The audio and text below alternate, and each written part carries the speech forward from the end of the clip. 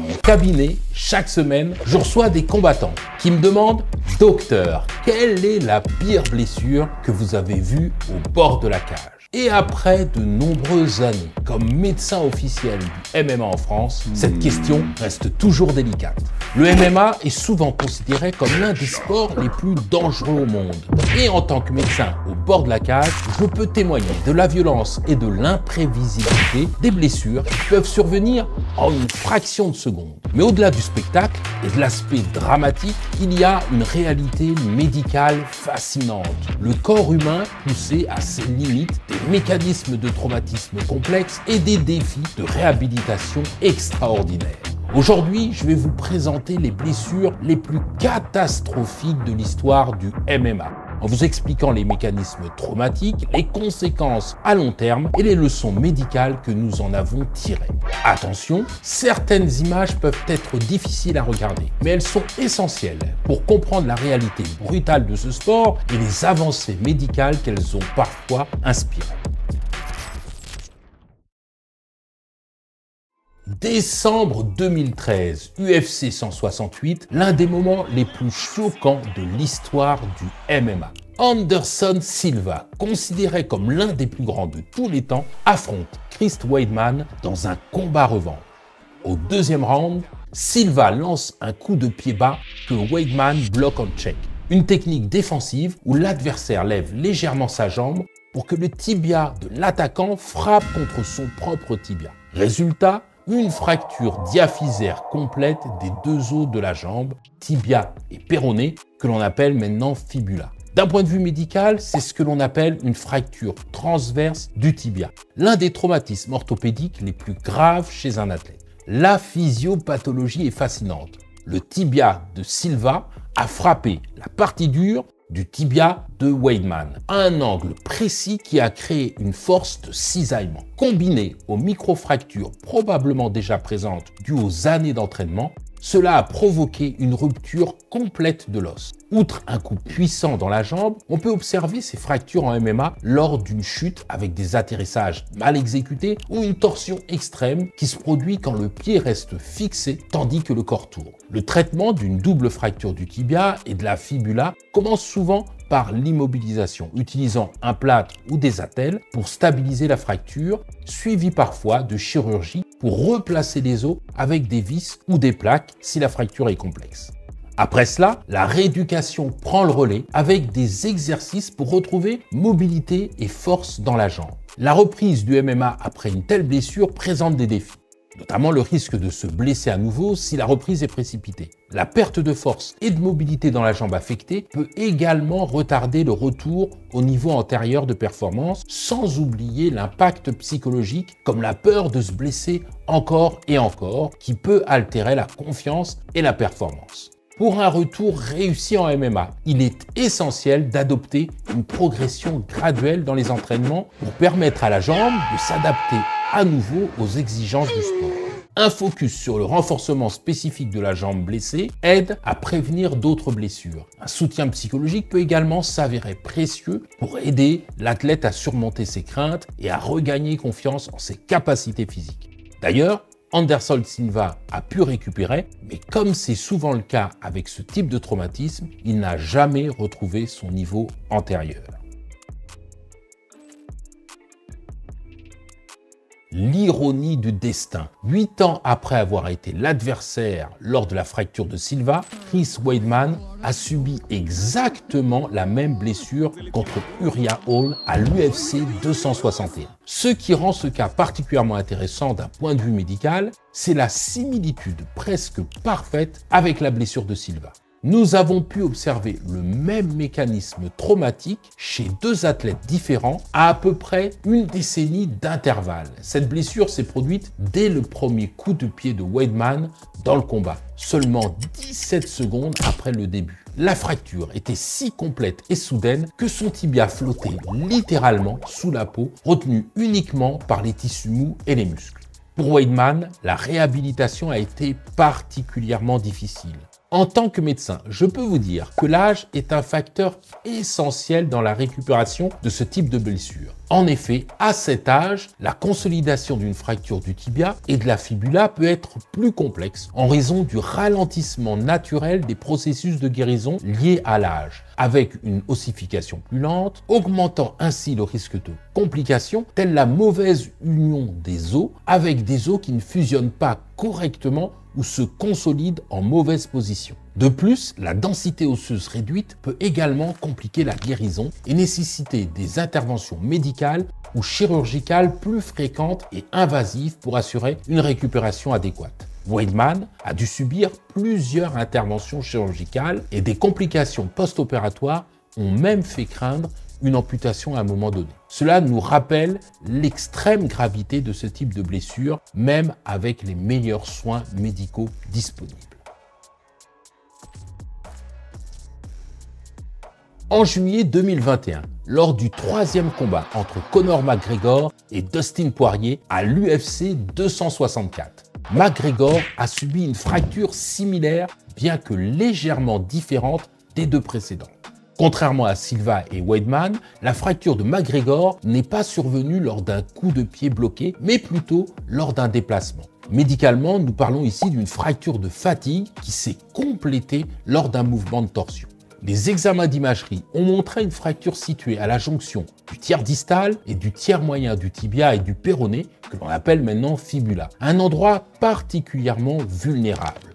De plus, McGregor a révélé plus tard qu'il avait déjà des problèmes à l'entraînement, ce qui suggère une fracture de stress préexistante.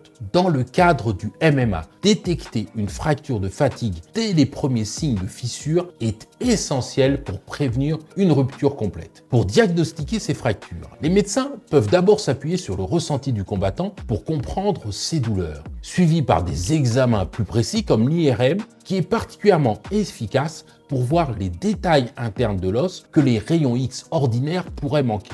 Cette approche aide à identifier les fractures avant qu'elles ne s'aggravent, permettant un traitement précoce. Le cas de McGregor illustre parfaitement pourquoi, en tant que médecin du sport, j'insiste auprès des combattants sur l'importance de signaler toute douleur persistante à l'entraînement. En effet, les fractures de stress non traitées peuvent évoluer vers des fractures complètes absolument catastrophiques comme celle-ci. UFC 248, nous avons assisté à l'un des plus grands combats de l'histoire du MMA féminin, mais aussi à l'une des blessures les plus spectaculaires.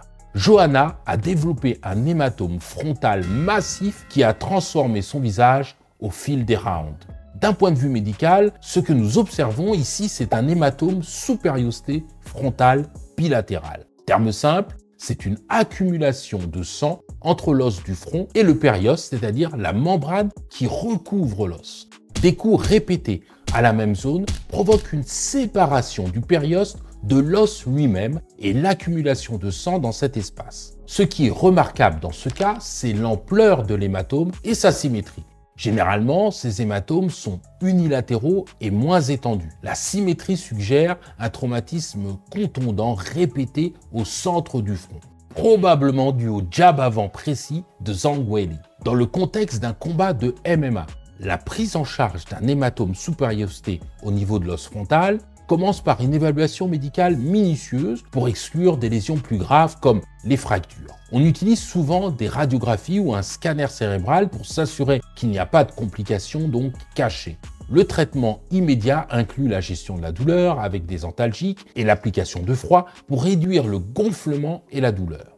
Le suivi médical est également essentiel. Le ou la combattant doit être régulièrement réévalué pour vérifier la diminution de l'hématome et prévenir les complications comme la calcification. Il est important aussi d'éviter toute activité qui pourrait aggraver la situation jusqu'à la guérison complète. Et enfin, sensibiliser le ou la combattante sur la protection de la tête en ajustant les techniques d'entraînement sont des mesures essentielles pour minimiser les risques de blessures futures.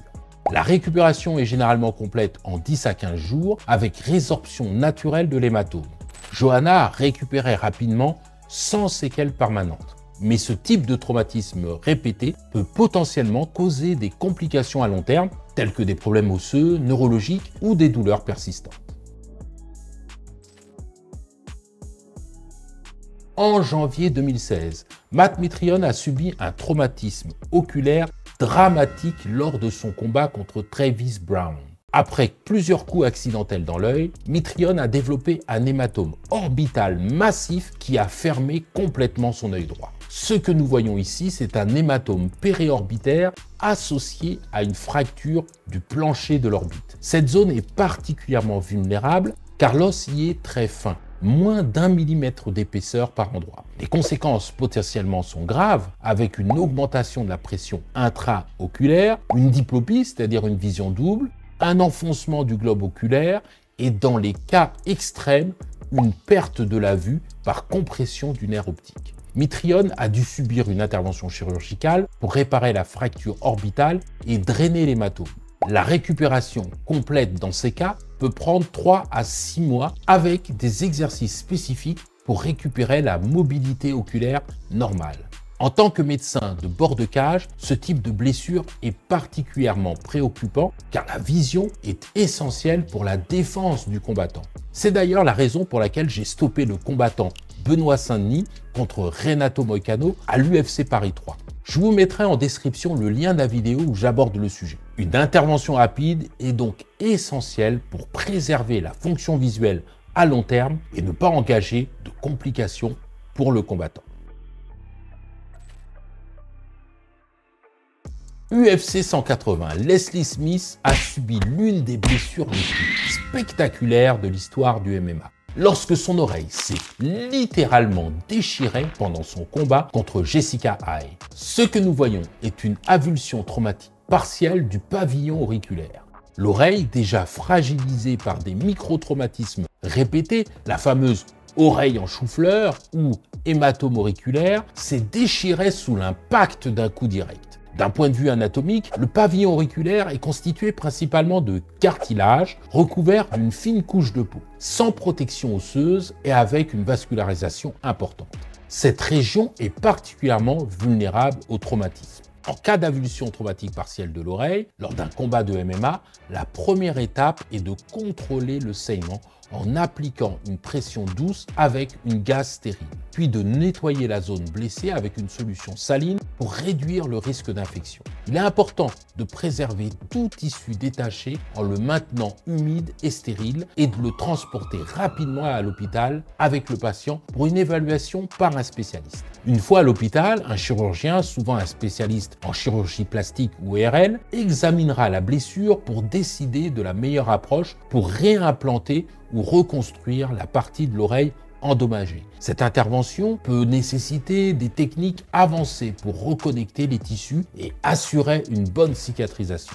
Un traitement antibiotique est généralement administré pour prévenir toute infection et un suivi régulier est nécessaire pour surveiller la guérison et s'assurer que la fonction et l'apparence de l'oreille sont restaurées autant que possible. Ce type de blessure souligne l'importance de drainer rapidement les hématomes auriculaires. Un hématome non drainé peut entraîner une nécrose du cartilage et une oreille en chou-fleur qui devient beaucoup plus vulnérable aux avulsions traumatiques comme celle-ci.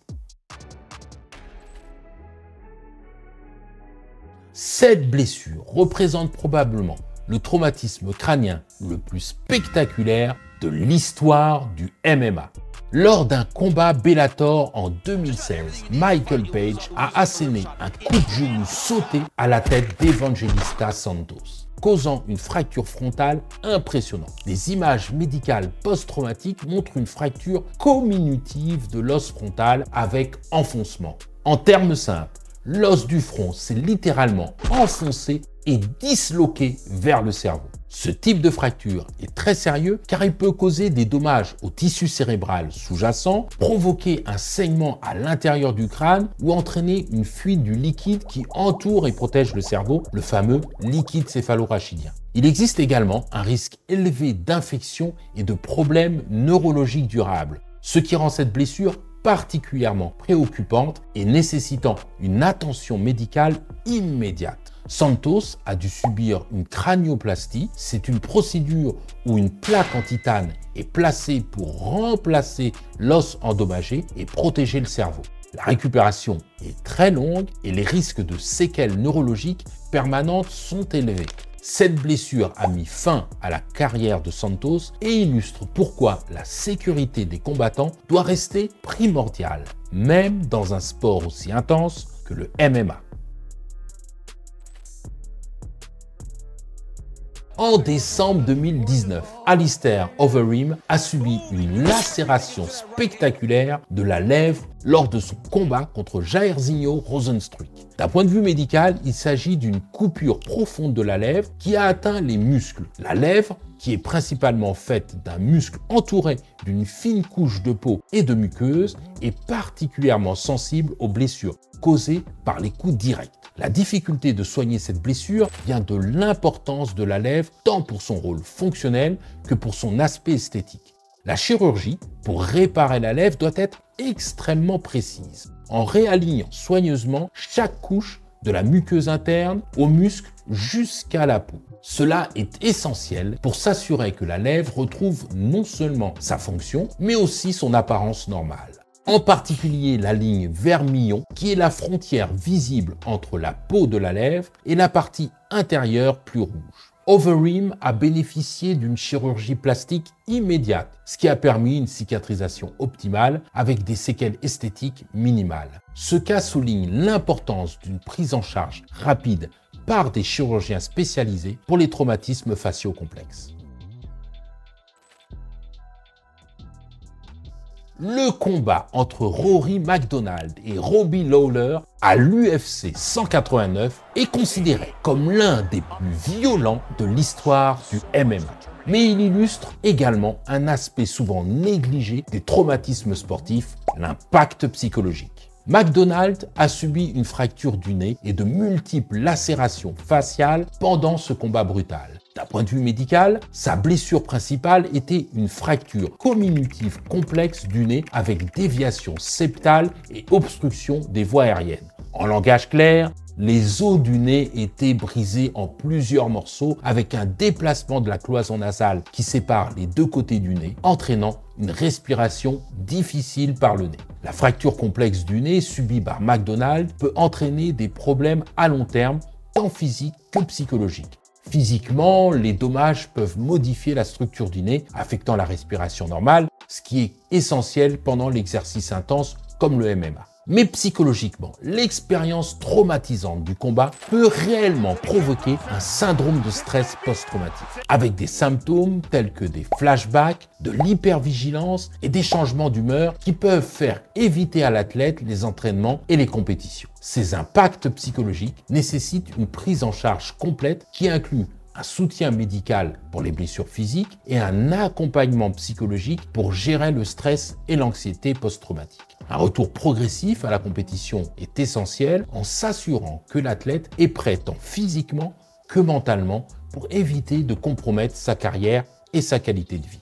D'ailleurs, dans ses interviews ultérieures, MacDonald a admis avoir perdu sa mentalité de tueur et sa capacité à appuyer sur la gâchette, exprimant là des symptômes classiques du syndrome de stress post-traumatique lié au combat. En tant que médecin du sport, je trouve ce cas particulièrement important car il souligne que les traumatismes ne sont pas uniquement physiques. Les blessures psychologiques peuvent être tout aussi dévastatrices et mettre fin à certaines carrières prometteuses. La prise en charge globale des combattants doit inclure un soutien psychologique, particulièrement après des combats extrêmement violents comme celui-ci. Le suivi neuropsychologique est aussi essentiel que la réhabilitation physique. Ces blessures spectaculaires nous rappellent la réalité brutale du MMA, mais elles témoignent aussi des progrès remarquables de la médecine sportive. Aujourd'hui, nous disposons de protocoles avancés qui nous permettent de gérer ces traumatismes avec une efficacité inimaginable il y a quelques décennies. Les techniques chirurgicales mini-invasives, les matériaux biocompatibles et les programmes de réhabilitation accélérés ont transformé le pronostic de ces blessures catastrophiques. Mais le véritable progrès réside dans la prévention.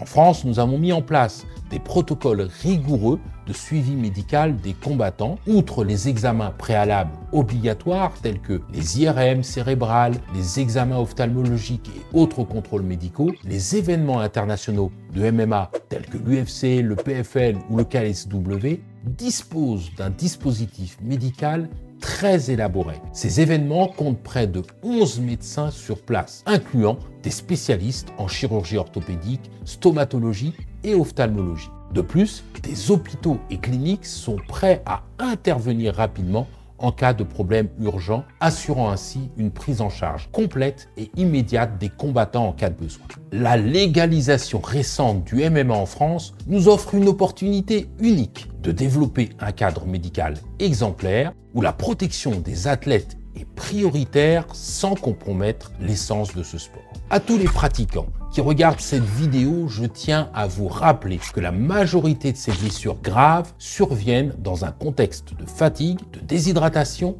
ou de préparation inadéquate. Écoutez votre corps, respectez les périodes de récupération et n'hésitez jamais à consulter un professionnel de santé face à des douleurs persistantes. Le MMA est un sport magnifique qui enseigne la discipline, le respect et le dépassement de soi. Notre travail en tant que médecin du sport est de vous permettre de le pratiquer le plus longtemps possible en préservant votre santé pour les années à venir. Si vous avez des questions sur la prévention des blessures ou la récupération, n'hésitez pas à les poser en commentaire et n'oubliez pas de vous abonner pour d'autres vidéos sur la médecine du MMA. C'était Jean-Marc, merci d'avoir regardé et prenez soin de vous.